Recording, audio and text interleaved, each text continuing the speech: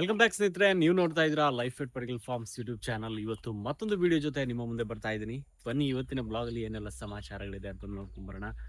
ಹಾಗೆಯೇ ಇವಾಗ ನಮ್ಮಲ್ಲಂತೂ ಸ್ವಲ್ಪ ಮಳೆ ಚೆನ್ನಾಗಿ ಆಗ್ತಾ ಇದೆ. ಬಟ್ ಕಳೆದ 4-5 ದಿನಗಳಿಂದ ಸ್ವಲ್ಪ ಬ್ರೇಕ್ ಇದೆ. ಆವಾಗ ಸ್ವಲ್ಪ ಬಿಸಿಲು ಕೂಡ ಬರ್ತಾ ಇದೆ. ಅದಕ್ಕೋಸ್ಕರ ತೋಟಕ್ಕೆ ಸ್ಪ್ರೇಯಿಂಗ್ ಕೆಲಸವನ್ನ ಕಂಟಿನ್ಯೂ ಮಾಡೋದಕ್ಕೆ ಸ್ವಲ್ಪ ಹೆಲ್ಪ್ಫುಲ್ ಆಗ್ತಾ ಇದೆ. ಹಾಗೆಯೇ ಬೋರ್ಡೋ ಸ್ಪ್ರೇ ಕಂಪ್ಲೀಟ್ ಅಂತೂ ಆಗಿಲ್ಲ. ಇವಾಗ ಮರ ಹತ್ತಿ ಸ್ಪ್ರೇ ಮಾಡೋದು ತುಂಬಾನೇ ಕಷ್ಟ. ಯಾಕಂದ್ರೆ ಆಗಾಗ ಮಳೆ ಆಗ್ತಾ ಇದೆ. ಒಂದು 2 ಗಂಟೆಗೊಮ್ಮೆ ಮಳೆ ಆಗ್ತಾ ಇದೆ, ಒಂದು 5ರಿಂದ 10 ನಿಮಿಷಗಳ ಕಾಲ. ಆಗ ಮರ ಜಾಸ್ತಿಯಾಗಿ ಒದ್ದೆ ಇರುತ್ತೆ. ಹಾಗೆಯೇ ಮರ ಹತ್ತಿ ಸ್ಪ್ರೇ ಮಾಡೋದಕ್ಕೆ ತುಂಬಾನೇ ಕಷ್ಟ. ಅದಕ್ಕೋಸ್ಕರ ದೋಟಿಯ ಸಹಾಯದಿಂದ ಇವಾಗ ಸ್ಪ್ರೇಯಿಂಗ್ ಕೆಲಸವನ್ನ ಶುರು ಮಾಡಿದೀವಿ. ಬನ್ನಿ ಹಾಗಿದ್ರೆ ಇವತ್ತಿನ ಬ್ಲಾಗ್ ಅನ್ನ ಶುರು ಮಾಡೋಣ. ನಮ್ಮ ಚಾನಲ್ನ ಮೊದಲನೇದಾಗಿ ನೋಡ್ತಾ ಇದ್ರೆ ತಪ್ಪದೆ ಚಾನಲ್ನ ಸಬ್ಸ್ಕ್ರೈಬ್ ಮಾಡ್ಕೊಳ್ಳಿ. ವಿಡಿಯೋ ಇಷ್ಟ ಆದ್ರೆ ಲೈಕ್ ಮಾಡೋದನ್ನು ಕೂಡ ಮರಿಬೇಡಿ. ಇವಾಗ ಬೆಳಿಗ್ಗೆ 8 ಗಂಟೆ ಆಗ್ತಾ ಬಂತು.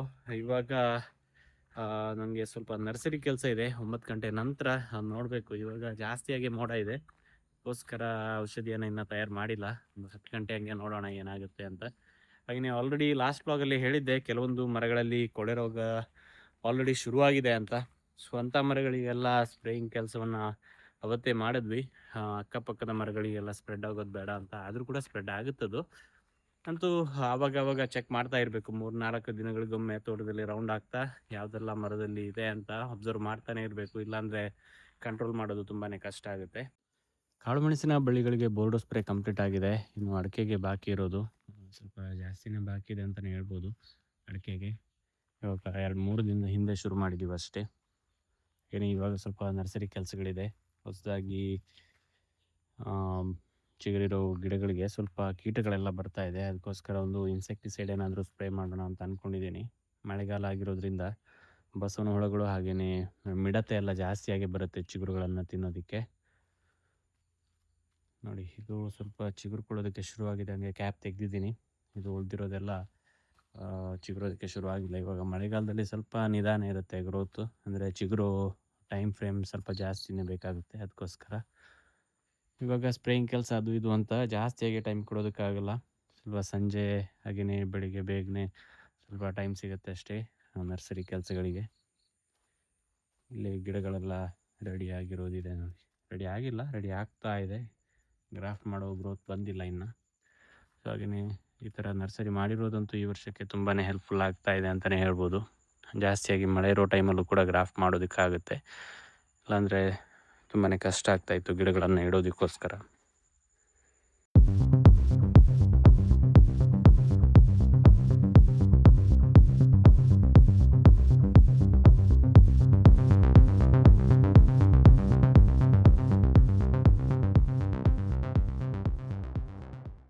ಅರೌಂಡ್ ಒಂದು 9:30 ಆಗ್ತಿದ್ದಂಗೆ ಜೋರಾದ ಮಳೆ ಕೂಡ ಬಂದು ಬಿಡ್ತು. ಹಾಗೆಯೇ ಈ ಕಡೆ ಆಕಾಶ ನೋಡ್ತಾ ಇದ್ರೆ ತಿರ್ಗಾ ಮಳೆ ಬರೋ ಥರ ಕಾಣಿಸ್ತಾ ಇದೆ.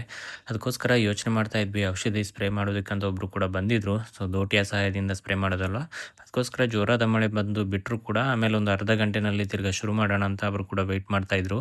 ಹಾಗೆಯೇ ಆಕಾಶ ನೋಡ್ತಾ ಇದ್ರೆ ತಿರ್ಗಾ ಮಳೆ ಬರೋ ಥರ ಕಾಣಿಸ್ತಾ ಇತ್ತು. ಆದ್ರೂ ಕೂಡ ಜೋರಾದ ಮಳೆಯೇನೂ ಬಂದಿಲ್ಲ. ಸೊ ಹಾಗೆ ಪಾಸಿಂಗ್ ಕ್ಲೌಡ್ಗಳಲ್ಲಿ ಒಂದು 5 ನಿಮಿಷಗಳ ಕಾಲ ಮಳೆ ಬಂದು ಹೋಗ್ತಾ ಇತ್ತು. ಅದಕ್ಕೋಸ್ಕರ ನಾವು ಅರೌಂಡ್ ಒಂದು 11 ಗಂಟೆ ಹಂಗೆ ಔಷಧಿಯನ್ನು ತಯಾರು ಮಾಡಿ ಔಷಧಿಯನ್ನು ಸ್ಪ್ರೇ ಮಾಡೋ ಕೆಲಸವನ್ನು ಕೂಡ ಶುರು ಮಾಡಿದ್ವಿ. ಕೊಳೆ ರೋಗ ಬಂದಿರೋ ಮರಗಳಿಗೆ ಸ್ಪ್ರೇ ಮಾಡಿ 10ರಿಂದ 12 ದಿನಗಳಾಯಿತು. ಇವಾಗ ಒಂದು ಕಾರ್ನರಿಂದ ತಿರ್ಗಾ ಸ್ಪ್ರೇಯಿಂಗ್ ಕೆಲಸವನ್ನು ಶುರು ಮಾಡ್ತಾ ಇದ್ವಿ. ಹಾಗೆಯೇ ಕೊಳೆ ರೋಗ ಬಂದಿರೋ ಗೊನೆಯಲ್ಲಂತೂ ಅಡಿಕೆ ತುಂಬಾ ಡ್ರಾಪಿಂಗ್ಸ್ ಆಗುತ್ತೆ, ಜಾಸ್ತಿಯಾಗಿ ಉಳ್ಕೊಳ್ಳಲ್ಲ. ಆದರೂ ಕೂಡ ನಾವು ಇಮಿಡಿಯೇಟ್ ಆಗಿ ಸ್ಪ್ರೇ ಕೊಟ್ಟರೆ ಅಕ್ಕಪಕ್ಕದ ಮರಗಳಿಗೆ ಸ್ಪ್ರೆಡ್ ಆಗೋದನ್ನು ಅವಾಯ್ಡ್ ಮಾಡ್ಬೋದು. ಮಳೆಗಾಲದಲ್ಲಂತೂ ಕಾಳುಮೆಣಸಿನ ಬಳ್ಳಿಗಳ ಚಿಗುರುಗಳನ್ನು ಕಾಪಾಡ್ಕೊಳ್ಳೋದು ತುಂಬಾ ಕಷ್ಟವಾದ ಕೆಲಸ ಅಂತಲೇ ಹೇಳ್ಬೋದು. ಏನಕ್ಕಂದರೆ ಕಂಬಳಿ ಹುಳುಗಳು ಅಥವಾ ಬಸವನ ಹುಳದ ಕಾಟ ಇದೆ ಅಂತಾದರೆ ಹೊಸ ಚಿಗುರುಗಳನ್ನು ಬಿಡೋದೇ ಇಲ್ಲ, ತಿಂದಾಕ್ಬಿಡುತ್ತೆ. ಈ ಹುಳುಗಳನ್ನು ಕಂಟ್ರೋಲ್ ಮಾಡೋದಂತೂ ತುಂಬಾ ಕಷ್ಟ ಅಂತಲೇ ಹೇಳ್ಬೋದು. ಕೀಟನಾಶಕವನ್ನೆಲ್ಲ ಸ್ಪ್ರೇ ಮಾಡಿದ್ರೆ ಅಷ್ಟು ಬೇಗನೆ ಅದು ಎಫೆಕ್ಟಿವ್ ಅಂತ ಅನಿಸಲ್ಲ. ಏನಕ್ಕಂದರೆ ತೋಟದಲ್ಲಿ ಸಾವಿರಾರು ಹುಳುಗಳಿರುತ್ತೆ ಈ ಥರದ್ದು. ಅದಕ್ಕೋಸ್ಕರ ನಮ್ಮ ವೀಕ್ಷಕರಲ್ಲಿ ಯಾರಾದರೂ ಇದನ್ನು ಕಂಟ್ರೋಲ್ ಮಾಡೋದಕ್ಕೆ ಯಾವುದಾದ್ರೂ ಹೊಸ ವಿಧಾನವನ್ನು ನೀವು ಕಂಡುಕೊಂಡಿದ್ದೀರಾ ಅಂತಾದರೆ ಖಂಡಿತವಾಗ್ಲೂ ಕಮೆಂಟ್ ಮಾಡಿ. ಆವಾಗ ನಮ್ಮ ವ್ಯೂವರ್ಸ್ಗೂ ಹೆಲ್ಪ್ ಆಗುತ್ತೆ, ನನಗೂ ಹೆಲ್ಪ್ ಆಗುತ್ತೆ.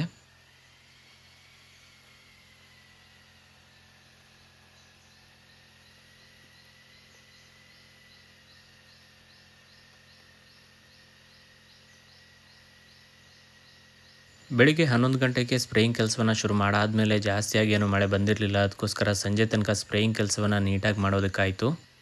ಮರುದಿನ ಇವಾಗ ವ್ಲಾಗನ್ನು ಕಂಟಿನ್ಯೂ ಮಾಡ್ತಾ ಇದ್ದೀನಿ. ಸ್ಪ್ರೇಯಿಂಗ್ ಕೆಲಸ ಕಂಟಿನ್ಯೂ ಮಾಡಬೇಕಿತ್ತು, ಬಟ್ ಬೆಳಗ್ಗಿಂದನೇ ಮೋಡ ಹಾಕಿ ಮಳೆ ಬರ್ತಾಯಿತ್ತು. ಅದಕ್ಕೋಸ್ಕರ ಸ್ಪ್ರೇಯಿಂಗ್ ಕೆಲಸ ಮಾಡೋದಕ್ಕೆ ಖಂಡಿತವಾಗ್ಲೂ ಸಾಧ್ಯ ಆಗಲ್ಲ.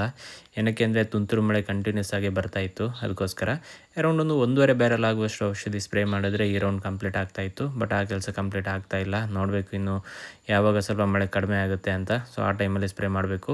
ನಿಮಗೆ ಆಲ್ರೆಡಿ ಗೊತ್ತಿರುವಂಗೆ ನಮ್ಮಲ್ಲಿ ಕಸಿ ಕಾಳುಮೆಣಸಿನ ಗಿಡಗಳನ್ನು ರೆಡಿ ಮಾಡ್ತೀವಿ. ಅದಕ್ಕೋಸ್ಕರ ಬೇಕಾಗಿರೋ ಹಿಪ್ಪಲಿ ಗಿಡಗಳನ್ನು ತಯಾರಿ ನಮ್ಮಲ್ಲೇ ಮಾಡ್ಕೋತೀವಿ. ಅದಕ್ಕೋಸ್ಕರ ಇವಾಗ ಗಿಡಗಳನ್ನು ನಾನಿಲ್ಲಿ ಸಪ್ರೇಟಾಗಿ ಇಡ್ತಾ ಇದ್ದೀನಿ. ಎಲ್ಲ ಗಿಡಗಳನ್ನು ಒಂದೇ ಜಾಗದಲ್ಲಿ ಇಟ್ಟರೆ ಅದು ಬೆಳವಣಿಗೆ ಚೆನ್ನಾಗಿ ಬರಲ್ಲ. ಅದಕ್ಕೋಸ್ಕರ ಸ್ವಲ್ಪ ದೂರ ದೂರ ಇಡಬೇಕಾಗುತ್ತೆ. ಹಾಗೆಯೇ ಅದರಲ್ಲಿ ಬರೋ ಕಳೆಗಳನ್ನೆಲ್ಲ ತೆಗೆದ್ರೆ ಗ್ರೋತ್ ಚೆನ್ನಾಗಿ ಬರುತ್ತೆ. ಹಾಗೆಯೇ 3ರಿಂದ 4 ತಿಂಗಳಂತೂ ಬೇಕಾಗುತ್ತೆ. ಅದಕ್ಕೋಸ್ಕರ ಕಳೆಗಳನ್ನು ಈಗಲೇ ತೆಗೆದಿಲ್ಲ ಅಂದರೆ ಆಮೇಲೆ 3ರಿಂದ 4 ತಿಂಗಳು ಆಗುವಾಗ ಗಿಡಗಳಿಂದ ಜಾಸ್ತಿ ಕಳೆಗಳೇ ತುಂಬಿಕೊಂಡಿರುತ್ತೆ. ಗಿಡಗಳನ್ನು ಶಿಫ್ಟ್ ಮಾಡೋ ಕೆಲಸ ಕಂಪ್ಲೀಟ್ ಆಗಿರಲಿಲ್ಲ. ಅಷ್ಟರಲ್ಲಿ ತಿರ್ಗಾ ಜೋರಾದ ಮಳೆ ಶುರುವಾಯಿತು. ಕಳೆದ ಕೆಲವು ದಿನಗಳಿಂದ ಒಂದು ಮಳೆಯಿಂದ ಇನ್ನೊಂದು ಮಳೆಗೆ ಸುಮಾರಾಗೊಂದು 2ರಿಂದ 3 ಗಂಟೆಗಳ ಕಾಲ ಗ್ಯಾಪ್ ಆದರೂ ಇರ್ತಾಯಿತ್ತು. ಬಟ್ ಇವತ್ತು ಆ ಥರ ಇಲ್ಲ. ಸ್ವಲ್ಪ ಹೊತ್ತು ತುಂತುರು ಮಳೆ ಆಗ್ತಾಯಿದ್ರೆ ಇನ್ನೊಂದು ಬಾರಿ ಜೋರಾದ ಮಳೆ ಬರ್ತಾಯಿತ್ತು. ಸೊ ಅದಕ್ಕೋಸ್ಕರ ಸ್ಪ್ರೇಯಿಂಗ್ ಕೆಲಸ ಇವತ್ತು ಪೂರ್ತಿ ದಿನದಲ್ಲಿ ಮಾಡೋ ಥರ ಅನ್ನಿಸ್ತಾ ಇಲ್ಲ ನೋಡೋದಕ್ಕೆ. ಹಾಗೆಯೇ ನಮ್ಮಲ್ಲಿ ಮನೆಗೆ ಬೇಕಾಗುವಷ್ಟು ತರಕಾರಿಯನ್ನು ಮಳೆಗಾಲದಲ್ಲಿ ಈ ಥರ ಮಾಡ್ತೀವಿ. ಸೊ ಇದು ಮುಳ್ಳು ಸೌತೆ.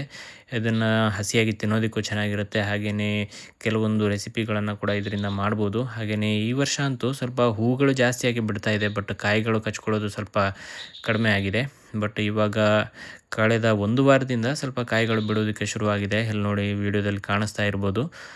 ಕೌಂಟ್ ಸ್ವಲ್ಪ ಕಡಿಮೆ ಇದೆ ಅಂತಲೇ ಹೇಳ್ಬೋದು. ಗೊತ್ತಿಲ್ಲ ಯಾವ ರೀಸನ್ಗೆ ಅಂತ.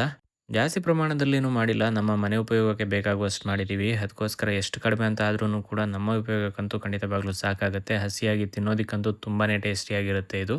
ಅದರ ಜೊತೆ ಸ್ವಲ್ಪ ಅಲಸಂಡೆ ಕೂಡ ಮಾಡಿದ್ದೀವಿ. ಇದರ ಇನ್ಚಾರ್ಜ್ ಎಲ್ಲ ಅಪ್ಪನೇ ಅಂತಲೇ ಹೇಳ್ಬೋದು. ಏನಕ್ಕೆ ಅಂತ ಹೇಳಿದ್ರೆ ಅವ್ರಿಗೆ ತರಕಾರಿ ಕೃಷಿ ಅಂದರೆ ಸ್ವಲ್ಪ ಇಂಟ್ರೆಸ್ಟ್ ಜಾಸ್ತಿನೇ ಇದೆ.